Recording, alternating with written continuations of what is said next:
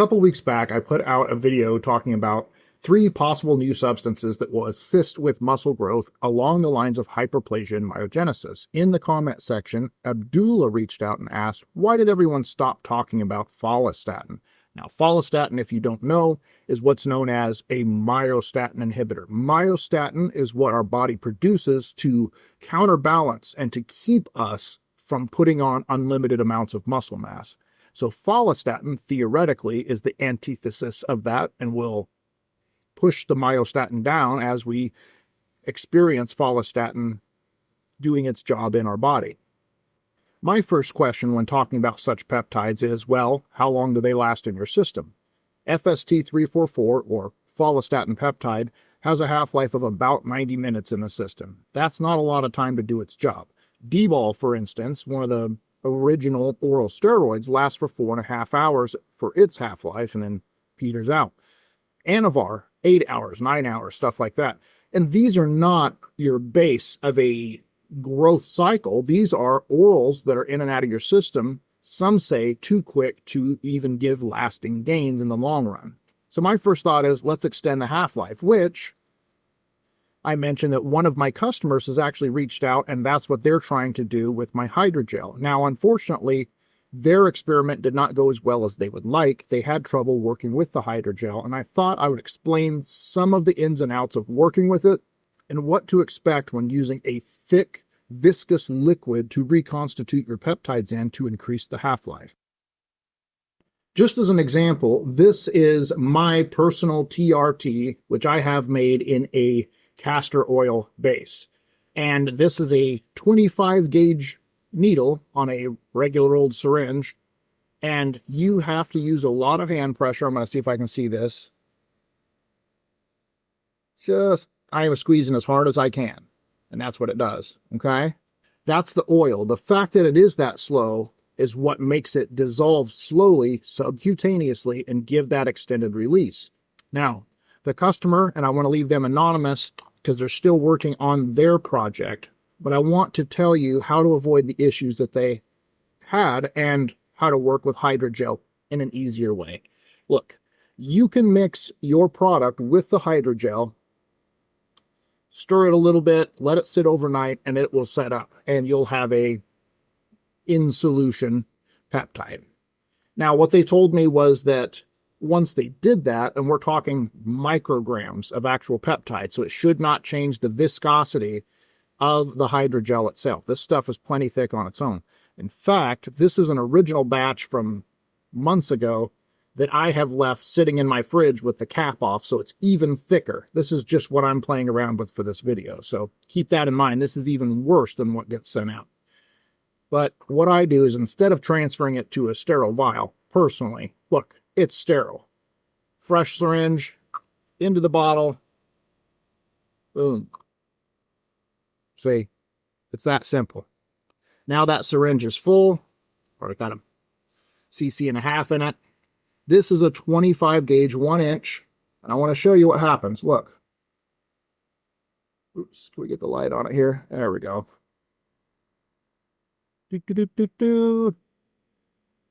See, same pressure as the oil, and it's actually coming out slightly quicker.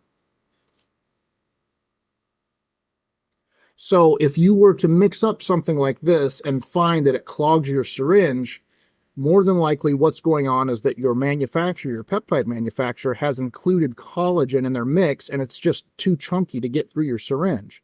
That's a problem. Now, keep in mind, you can simply use the oil conversion kit, and the collagen will settle to the bottom if it is present. That makes it a little harder to work with, but what I do is I mix it up, let everything settle the way it is, and then you can clearly see, and I siphon off the rest.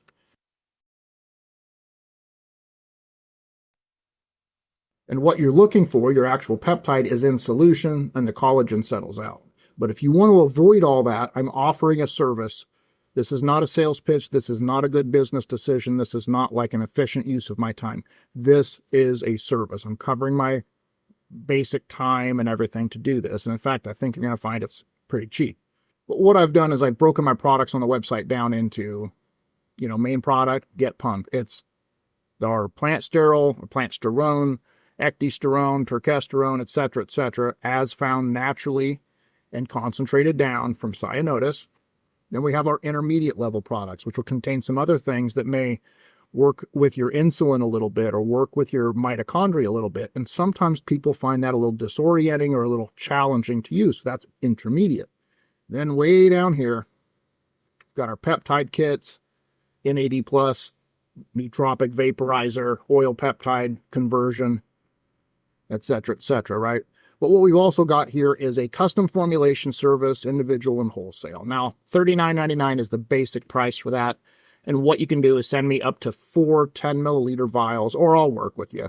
As long as it's not going to take me 6 hours to do, I'm not worried about it. This is something I want to be able to do for you using my experience, all the trial and error that I've gone through. And if there is filtering that needs to be done or special preparations, I have things in place where I can adjust pH, I can filter, I can do whatever I need to do to fix and get your product down to a usable form and then send that back to you. So that's what this is about. I'm not selling a product, I'm selling a service with this. So if you feel like that's something you need to take advantage of, please just reach out to me and I'll work with you the best I can. But $39.99 is my bottom dollar to get in the door there because I got to cover my time. I stumbled across this video by More Plates, More Dates where he's interviewing the Guerrilla Chemist. Great interview. They talk about Follistatin actually, and they talk about how the Guerrilla Chemist mentions how when you just take Follistatin, it's not doing what Follistatin really does in your system. When we're talking about the myostatin-inhibited bulls, mice, and dogs, the whippets, those great big Belgian blue bulls, etc., those animals actually don't produce myostatin. So it's not like they've just taken something to suppress it for 90 minutes. This is their entire life as anabolic. Does that make sense? It's a time thing. So what he says is there has to be like a viral vector that programs the DNA to do that. And I somewhat disagree. I make a comment down here about this has been done, the human AAV virus, that's there's forms of it that will actually attach only to skeletal muscle or only to heart tissue or only to this type of tissue in your body. There can be some cross-contamination, but these are generally viruses that really are only attracted to one form of tissue. In this case, that makes implanting something like Follistatin or IGF-1 very attractive. And in my mind, and this is above my pay grade, honestly, the AA virus is similar to how you would have like a cyclodextrin encapsulate another substance and Trojan horse its way in. So if the virus is attaching itself specifically to skeletal muscle, that means that it's putting whatever's in the virus directly into muscle. And then, since the virus is programmed to replicate, then the idea is that it would continue to grow and replicate itself within the muscle and continue to exert its effects. Very interesting concept. A little scary maybe, but interesting.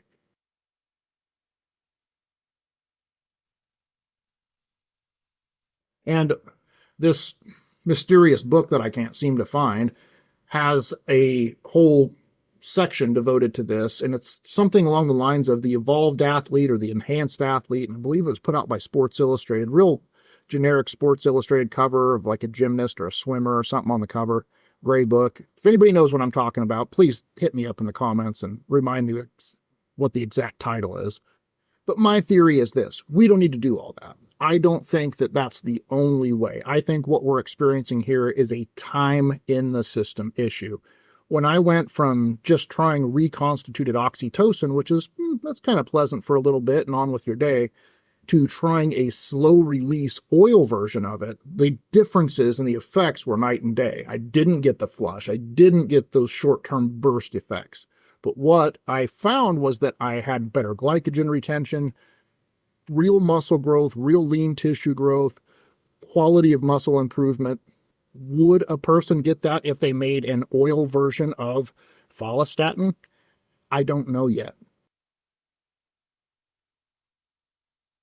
This upcoming run I'm about to do is going to be all natural. I'm getting ready to fast. I know I keep saying that, I keep putting it off, but I'm gearing up to fast, and then during the fast I'll be using BHB.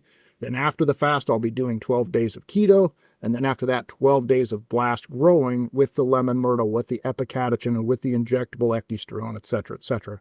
I want to see how powerful a growth phase we can go through from harvesting the stem cells during the fast, cultivating the ketone bodies during the keto, and then blasting everything into place, hopefully, with these natural substances. Now, natural substances, but administered in an unnatural way. Why?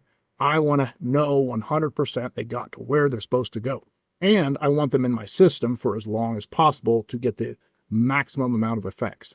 After this upcoming all-natural run, my TRT plus what I just talked about, no oxytocin, no peptides, no nothing else, just natural substances.